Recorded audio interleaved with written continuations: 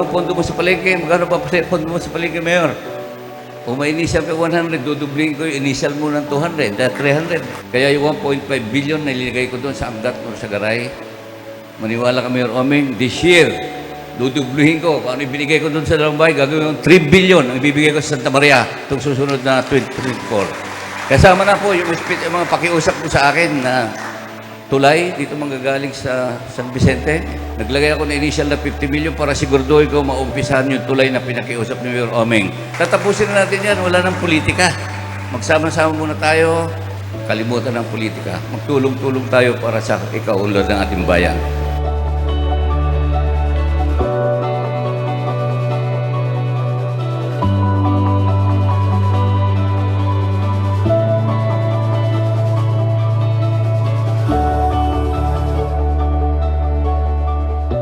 Sa puntong ito, nais kong unahin ang pagkakataon ito upang pasalamatan kayong lahat.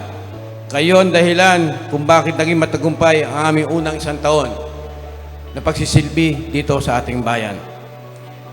Bilang isang presiding officer, kung wala po ang tulong ng ating mga kasangguni at kagawad, hindi po kami makakagawa ng maraming batas at ordinansa dito sa ating bayan.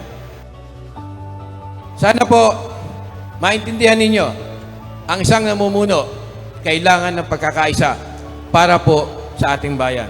Magandang umaga po sa ating lahat.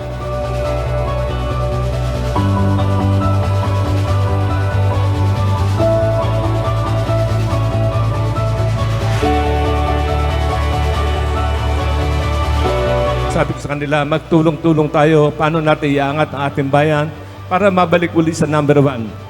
Totoo, ng panunungkulan ko, nag-number 1 ang ating bayan. Pero hindi lang po ako nagkaroon ng karangalan.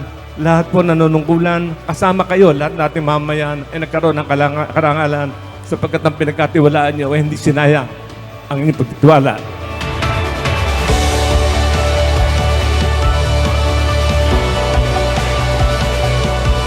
Ang bago pong ospital natin, nakabili na po kami sa tulong ng binigyan po ako ng authority ng Sangguniang Bayan, pauna ni Vice Eboy. Nakabili na po kami doon ng 2.5 hectares sa Barangay San Gabriel. At sabi ko po kay Governor Daniel Fernando, ikaw na magpapagawa niyan. Bibigyan namin ako sa iyo ng sektarya, ikaw na magpagawa. Sabi yun sa akin, magbibigay siya ng initial na 800 million na magkaroon ng makabagong ospital dito sa ating bayan.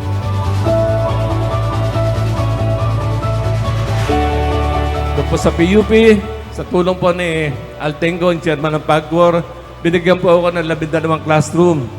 Pinuntahan ko doon. Tuntua po yung mga taga-PUP na dumating kami doon. Tinignan po namin kung saan pwedeng tayo. Nakita ko po meron pang pagtatayuan.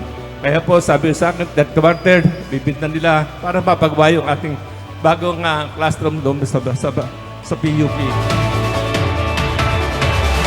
Ito pong murang pabahay, ay tatayo natin po sa Barangay Katmon. Napakamura po ng bayan, 3,000 lang.